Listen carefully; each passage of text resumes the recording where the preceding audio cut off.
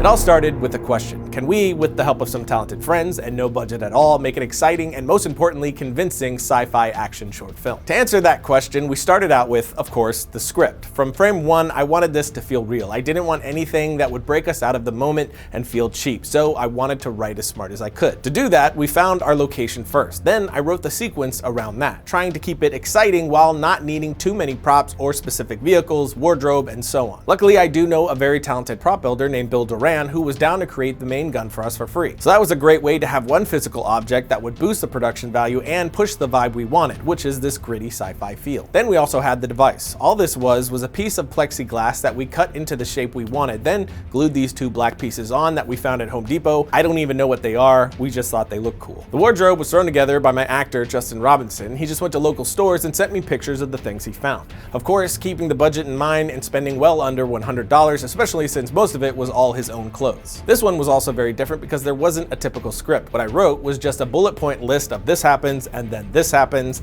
That way we could make sure we're getting all the specific needs to tell the moment that we wanted, but still keeping it vague enough that it was very easy to change everything on the fly to better suit our location and any issues that popped up on the day. Finally, it was our first shoot day. We only had around 6 hours each day with the light that we wanted, so we'd be shooting for 2 days total.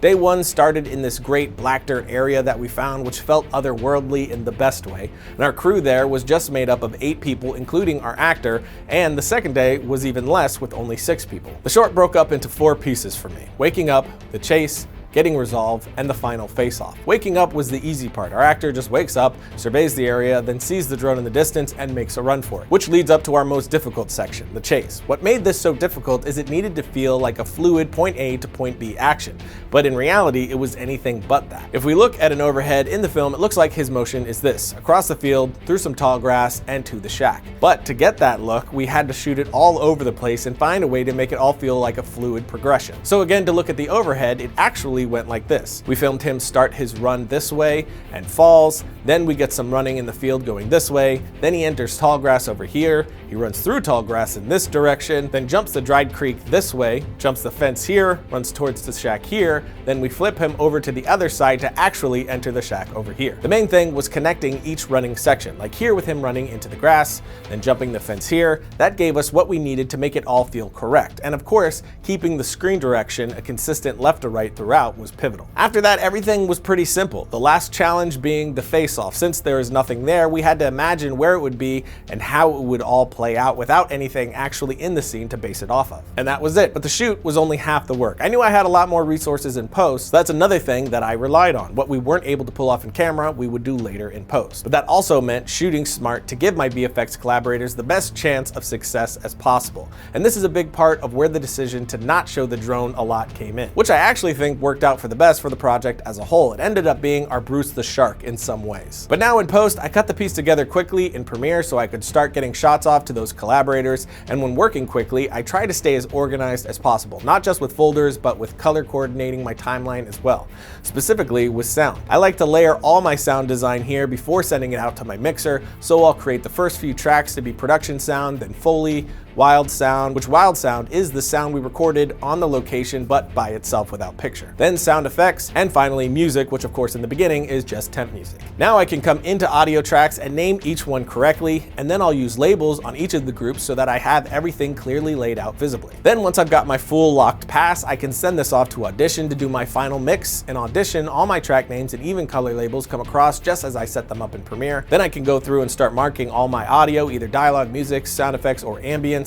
After that, it's really easy to get a solid temp mix before sending it off to my sound designer and mixer for the final polish. We also had a ton of visual effects in this one, over 53 shots total, almost all of which with no data to go off of for my visual effects artist, just blank spaces to fill in. So to communicate what I wanted most clearly, I would send the shots over to After Effects through Dynamic Link and add in a very quick and very rough version of what it was I was looking for. These all looked horrible, of course, and weren't even tracked to the scene, but it was enough to give my artist a visual to work off of and made it a lot easier for me to get the right pacing for my scenes. Another interesting and useful way that we handled something was with the drone POV shots. My artist, Timmy Allen, created these screens, did all the animating, and then instead of just exporting them out where they can't be adjusted, he turned them into motion graphics templates. To do this, he opened the Essential Graphics panel, then with the comp he wanted selected, he can click Solo Supported Properties here, then we get a list in our comp of all the parameters that can be added to the panel so I can customize later. Of course, naming each one appropriately as he goes so everything is clear. Now, instead of bringing in a flat video into my comp inside of Premiere, I can open my library here and then bring in the motion graphics template, and now I still have control over this shot. So I can change the color of things, adjust widths of lines, get rid of them entirely, and so on. This was especially helpful in this case because a lot about the drone POV needed to be dictated within the context of the actual edit. So now, instead of having to go back to my artist with simple notes, I can make them right here and keep moving. After that, I added my temp color grade. To do that, I threw an adjustment layer above everything and used Lumetri to dial in the look that I wanted.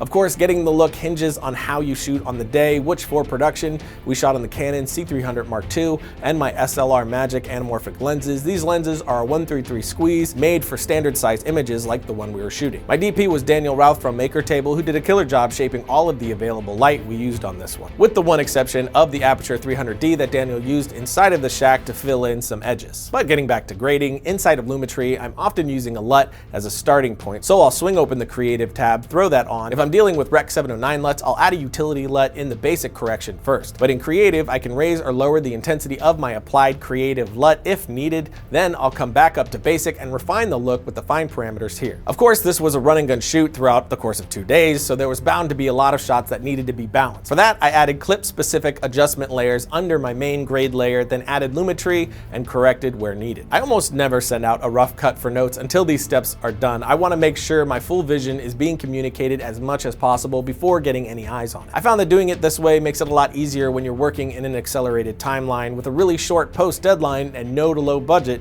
you really need to be as clear as possible with your team so it doesn't all blow up on you. But we finalized all our temp, got our notes, refined the cut, and now can start sending the shots out and sound for finishing with my collaborators. We had several visual effects artists on this, headed up by Andrew Kramer, who with the help of his team did all the drone shots and explosions like the ground hits, all of which were fully created right inside of After Effects. Then, since I have my temp grade on adjustment layers, it's really easy to send out for my final grade, since all I have to do is delete or shy those top 2 adjustment layers, and I'm ready to export this for my colorist. Then finally, I export an AAF for my sound mixer, and then a rough cut for my composer, Daniel James, and we're ready to get everything done. In the end, I reassemble all these now finished pieces from all the very talented artists who helped bring it to life, and we now have our finished short film. I plan to do a few tutorials on audio, color, and graphics, which will be going to Adobe's channel pretty soon, so take a look in the notes and keep an eye on their channel. But throughout my entire process, I'm always looking for ways to be more interconnected in every way, from staying on the same page with my collaborators, to being able to dynamic link between all my software for a more fluid process, to bring my final vision and the experience I hope to bring the audience to life.